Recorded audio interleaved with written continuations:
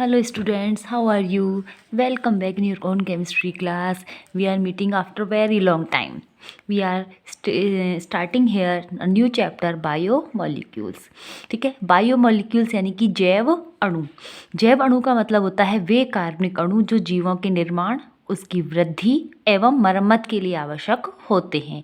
यानी कि सिंपल ही हम कहें कि वे सभी मॉलिक्यूल्स, वे सभी कार्बनिक अणु जो सजीवों में पाए जाते हैं और उनकी वृद्धि एवं विकास के लिए आवश्यक होते हैं, उनको हम कहते हैं जैव अणु.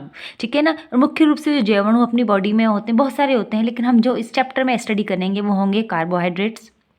ठीक है ना, प्रोटीन्स, एंजाइम्स, वाइटामिन्स और न्यूक्लिक एसिड्स. ठीक है, हार्मोन्स के बारे में हम इस चैप्टर में थोड़ा सा स्टडी करेंगे. ठीक है ना. तो सबसे पहले अपन स्टार्ट करेंगे कार्बोहाइड्रेट्स के बारे में. ठीक है, कार्बोहाइड्रेट से पहले मैं एक बात और बता दूँ, जैव अणुओं का मतलब होता क्या है. ठीक है ना, समझ में कहीं आप में कार्बोहाइड्रेट, प्रोटीन, एंजाइम, विटामिन और न्यूक्लिक मेनली जो सबसे इंपॉर्टेंट चीज़ यहाँ है कि वृद्धि और विकास. वृद्धि और विकास का मतलब होता है कि हमारे शरीर की वृद्धि और विकास के लिए सबसे इंपॉर्टेंट चीज़ होती है ऊर्जा. और इन अणुओं से हमें ऊर्जा मिलती है या तो डायरेक्टली या इनडायरेक्टली. ठीक है ना. तो सबसे पहले अपन बात करते हैं कार्बोहाइड्रेट्स की. तो कार्बोहाइड्रेट्स होते क्या हैं. कार्बोहाइड्रेट्स का मतलब होता है कि वो कार्बनिक अणु जिनसे हमें बहुत जल्दी से, बहुत तीव्रता से एनर्जी मिल जाती है, इंस्टेंट एनर्जी मिलती है, वो कार्बोहाइड्रेट की कैटेगरी में रखते हैं हम. ठीक है ना. इनका जो मेन काम होता है, ठीक है ना, वो क्या 3 काम मुख्य रूप से करते हैं. ये कौन कौन से 3 काम करते हैं. शरीर को ऊर्जा व ऊष्मा देना. ठीक है ना, हीट देते हैं हमको ये. ठीक है ना. उसके बाद कोशिका झिल्ली और कोशिका भित्ति का निर्माण करना. जो सेल वॉल और सेल मेम्ब्रेन होती है, सेल मेम्ब्रेन और सेल वॉल कार्बोहाइड्रेट की ही बनी होती है. ठीक है. और पादपों के कंकाल का निर्माण करना, ये प्लांट्स का जो स्केलेटल पार्ट होता है, जाइलम, फ्लोएम, ये जो बनते हैं ये कार्बोहाइड्रेट से ही बनते हैं. ठीक है ना. कार्बोहाइड्रेट हर किसी में, हर लिविंग बीइंग में पाए जाते हैं, हर लिविंग बीइंग में, चाहे पौधे हों चाहे जंतु हों. अब हम बात करेंगे इनके स्ट्रक्चर की, ये होते क्या हैं, कैसे मिलकर बनते हैं, इनमें हम कौन कौन से मॉलिक्यूल्स को स्टडी कर सकते हैं. ठीक है ना. तो देखिए, सबसे पहली बात कि जो कार्बोहाइड्रेट्स होते हैं ये कार्बन, हाइड्रोजन और ऑक्सीजन से मिलकर बनते हैं. ठीक है ना. 3 तरह के एलिमेंट्स होते हैं इनमें, कार्बन, हाइड्रोजन और ऑक्सीजन. ठीक है. और कार्बन के हाइड्रेट इनको कहा जाता है. ठीक है, कार्बन के हाइड्रेट. कार्बन के हाइड्रेट का मतलब होता है कार्बन और जल. हाइड्रेट का मतलब होता है जल से मिलकर बनी हुई अणु. और क्यों कहा जाता है ये, क्योंकि जब हम किसी भी कार्बोहाइड्रेट, जैसे अपन बात करें कार्बोहाइड्रेट, कार्बोहाइड्रेट हम बार बार कह रहे हैं, कार्बोहाइड्रेट का मतलब क्या है. जैसे हम चीनी खाते हैं, है ना, चीनी. हम ग्लूकोज, ग्लूकॉन डी आपने पिया होगा, ग्लूकोज लेते हैं, कार्बोहाइड्रेट. ये 2 चीज़ें तो हम सामने अपने देखते ही हैं. फ्रूट्स मीठे होते हैं ना, फ्रूट्स में भी जो मीठापन होता है वो कार्बोहाइड्रेट की वजह से ही होता है. तो हम देखो कार्बोहाइड्रेट के बारे में देखें कि मान लीजिए हमने चीनी ली. ठीक है ना. चीनी का फॉर्मूला क्या होता है. चीनी का फॉर्मूला होता है C12H22O11. जब इस पर हम कॉन्सेंट्रेटेड H2SO4 डालते हैं, सांद्र H2SO4 डालते हैं, तो क्या होता है, हमें यहाँ पर एक काले या भूरे रंग का चिपचिपा पदार्थ मिलता है. ठीक है ना. चिपचिपा पदार्थ मिलता है. और पता चला वो चिपचिपा पदार्थ क्या था, जब उसको चेक किया गया था तो वो चिपचिपा पदार्थ था शर्करा चारकोल, शुगर चारकोल, यानी जिसमें होता है केवल और केवल कार्बन. ठीक है ना. तो जब हमने कॉन्सेंट्रेटेड H2SO4 को इस कार्बोहाइड्रेट के ऊपर डाला तो कार्बन तो हमें मिल गया यहाँ. ठीक है ना. और कॉन्सेंट्रेटेड H2SO4 क्या करता है, कॉन्सेंट्रेटेड H2SO4 हमेशा निर्जलीकारक का कार्य करता है. निर्जलीकारक का मतलब पानी निकालने वाला. तो इसका मतलब ये हुआ कि जब कॉन्सेंट्रेटेड H2SO4 ने चीनी से रिएक्शन की तो कार्बन तो यहीं रह गया और पानी बाहर निकल गया. निर्जलीकारक था ना, तो इसका मतलब इस कार्बोहाइड्रेट में था क्या, कार्बन था जो हमें मिल गया, साथ में क्या था, पानी था. ठीक है. तो इसीलिए हमने इनको नाम दिया था कार्बोहाइड्रेट. अगर ये X मॉलिक्यूल C के हैं, X elements, X atoms carbon के हैं, तो H2O के Y मॉलिक्यूल्स हो सकते हैं. ये X और Y सेम भी हो सकता है और डिफरेंट भी हो सकता है, पर सामान्य रूप से हम कार्बोहाइड्रेट को इसी फॉर्म में दिखाते हैं, CXH2O. ठीक है. एग्जाम्पल से देखते हैं अपन. जैसे देखिए, ग्लूकोज का फॉर्मूला होता है C6H12O6. ठीक है ना, जानते हैं हम सभी. इसको हम ऐसे भी लिख सकते हैं C6H2O6. ठीक है. सुक्रोज, जिसे हम चीनी कहते हैं, जो हम खाते हैं, शर्करा कहते हैं, उसका फॉर्मूला होता है C12H22O11, जिसको हम लिख सकते हैं C12H2O11 के रूप में. ठीक है. स्टार्च जो अपन अपनी डेली लाइफ में देते हैं, जैसे अरारोट है ना, वो स्टार्च होता है, उसका फॉर्मूला होता है C6H10O5. का होल एन। होल एन इसलिए क्योंकि इस मॉलिक्यूल का एक बहुलक है, यानी ये वाले मॉलिक्यूल बहुत सारे आपस में जुड़े हुए रहते हैं। तो इसको हम ऐसे लिख सकते हैं C6H2O होल 5, और इसका लिख दिया होल एन। ठीक है ना। तो इस तरीके से कार्बोहाइड्रेट्स जो होते हैं उनको हमने सबसे इनिशियली ऐसे आइडेंटिफाई किया था कि कार्बन के हाइड्रेट्स को ही हम कार्बोहाइड्रेट्स कहते हैं। ठीक है ना। लेकिन जब जैसे जैसे इन पर रिसर्च हुई और ज़्यादा इनकी बारे में स्टडी किया गया, एक्सपेरिमेंट्स किए गए, तो पता चला कि ये इनकी जो डेफिनेशन है ये बहुत इनकम्प्लीट डेफिनेशन है। इनकी जब सारी प्रॉपर्टीज़ हमें आज की डेट में पता है, इनकी सारी स्ट्रक्चर हमें पता है, तो उसके अकॉर्डिंग हम जो एग्जैक्टली मॉडर्न जो डेफिनेशन दी जाती है, एग्जैक्टली जो डेफिनेशन दी जाती है वो डेफिनेशन क्या होती है? वो डेफिनेशन होती है कि वे प्रकाश रूप से सक्रिय पॉलीहाइड्रोक्सी यौगिक, ठीक है ना, प्रकाशिक रूप से सक्रिय पॉलीहाइड्रोक्सी यौगिक जिनमें एल्डिहाइड या कीटोनिक समूह उपस्थित होता है कार्बोहाइड्रेट कहलाते हैं। ठीक है। यानी सबसे पहली इंपॉर्टेंट बात यहाँ देखो, समझना है आपको कि ये कार्बोहाइड्रेट होते क्या हैं? कार्बोनिल कंपाउंड्स होते हैं, यानी कि या तो वो एल्डिहाइड होगा या फिर कीटोन होगा, पहली चीज़। दूसरी चीज़, उनमें एल्डिहाइड या कीटोनिक क्रियात्मक समूह के अलावा कई हाइड्रोक्सी समूह होंगे। कई, पॉली का मतलब दो से ज़्यादा। ठीक है ना। तो कई हाइड्रोक्सी समूह होंगे, साथ में वो प्रकाशिक रूप से सक्रिय होगा। प्रकाशिक रूप से सक्रिय होने का मतलब क्या हुआ? प्रकाशिक रूप से सक्रिय होने का मतलब हुआ कि वो उनमें कोई ना कोई किरेल या असम्मित कार्बन पाया जाएगा जो समतल ध्रुवित प्रकाश को या तो दक्षिणावर्त दिशा में घुमाएगा या फिर वामावर्त दिशा में घुमाएगा। समझ में आ गया? तो वे एल्डिहाइड और कीटोन्स जो प्रकाशिक रूप से सक्रिय होते हैं और पॉलीहाइड्रोक्सी भी होते हैं, उनको ही हम कार्बोहाइड्रेट कहते हैं। ठीक है ना। ये तो अपना हो गया आइडेंटिफिकेशन या कहें इनकी डेफिनेशन। कार्बोहाइड्रेट्स होते क्या है, कार्बोहाइड्रेट्स के फॉर्मूला से हम उनको कैसे आइडेंटिफाई कर सकते हैं। अब बात करेंगे इनके नामकरण की। कार्बोहाइड्रेट्स का नामकरण कैसे किया जाता है? तो कार्बोहाइड्रेट्स के नामकरण के लिए हम सबसे पहली बात ये कहते हैं, अंत में इनके लगाया जाता है ओस। ठीक है ना। अंत में क्या लगा जाएगा?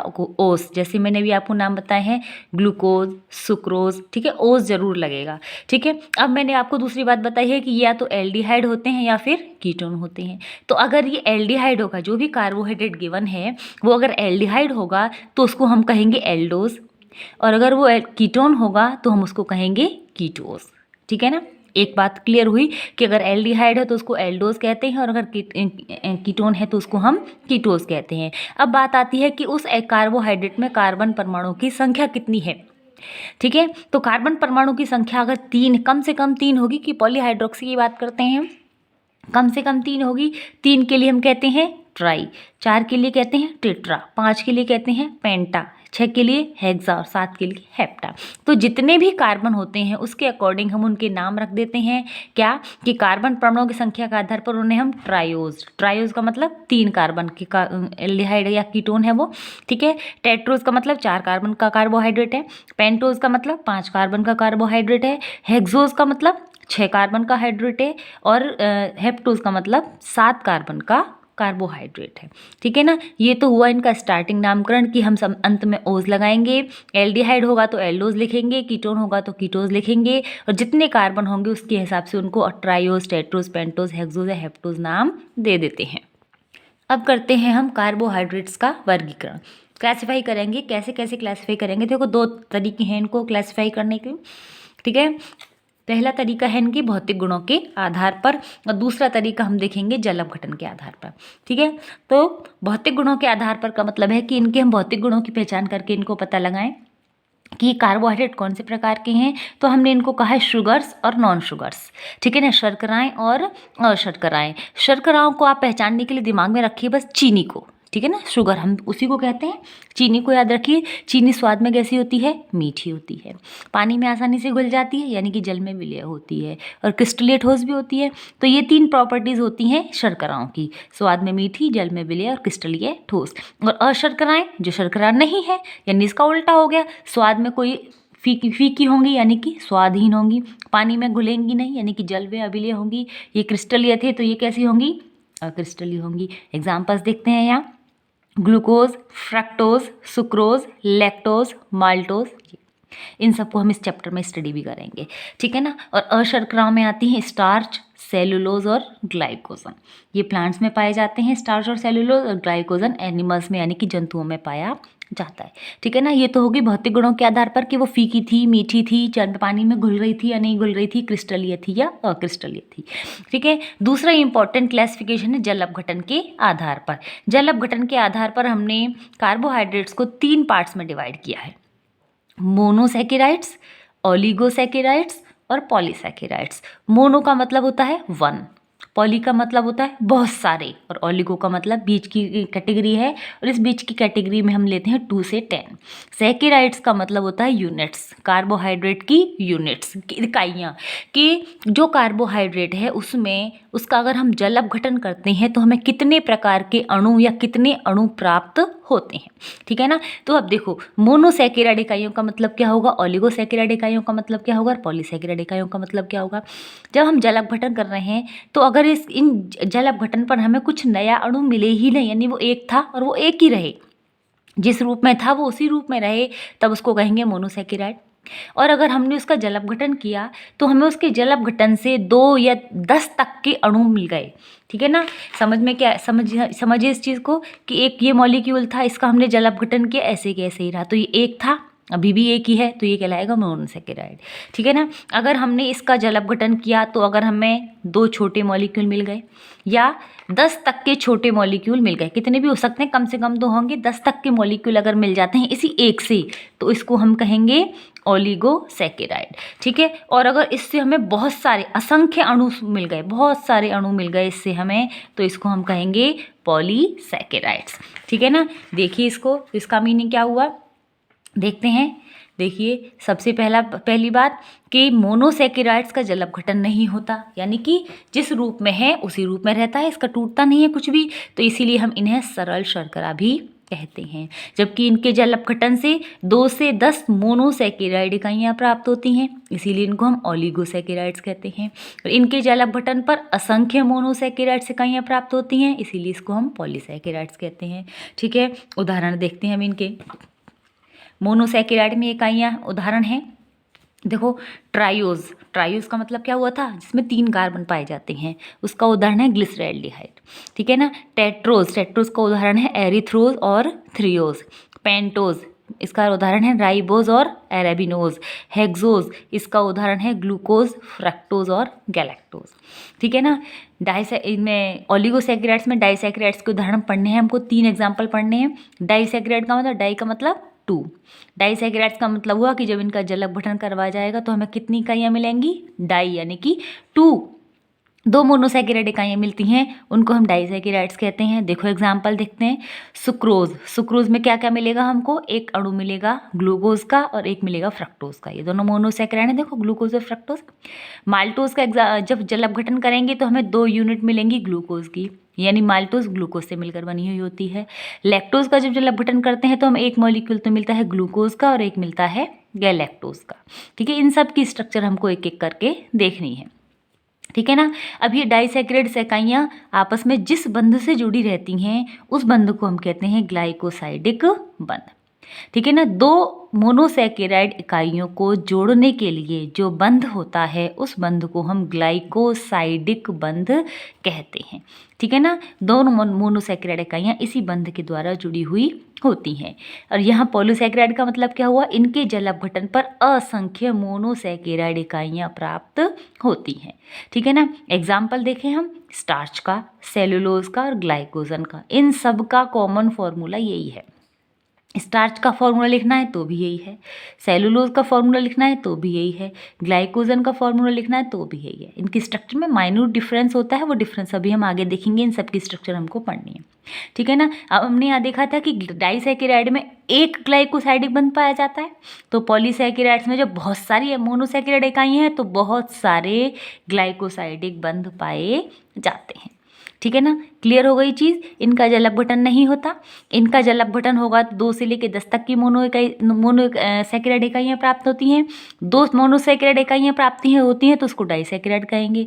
3 प्राप्त हो जाती हैं तो उसको ट्राइसैकेराइड कहते हैं। 4 प्राप्त हो जाती तो उसको टेट्रासैकेराइड कहते हैं, इस तरह से कह देते हैं। और बहुत सारी प्राप्त होती हैं तो उसको पॉलीसैकेराइड कहते थे। ठीक है ना। अब एक चीज़ आपको यहाँ समझनी है कि देखो ये जो स्टार्च, सेलुलोज और ग्लाइकोजन हैं, इसको जल अपघटन के आधार पर तो हमने डाला है पॉलीसेकेराइड में, ठीक है, और भौतिक गुणों के आधार पर हम इनको कहते हैं अशर्कराएं। यानी जो पॉलीसेकेराइड्स होते हैं वो ही अशर्कराएं यानी कि नॉन शुगर्स होती हैं, जबकि जो मोनोसेकेराइड और ओलिगोसेकेराइड्स होते हैं वो सारे की सारी शुगर्स यानी कि शर्कराएं होती हैं। क्लियर है ना ये चीज़। चलो अब इसके बाद नेक्स्ट वीडियो में हम पढ़ेंगे ग्लूकोज के बारे में। Thank you.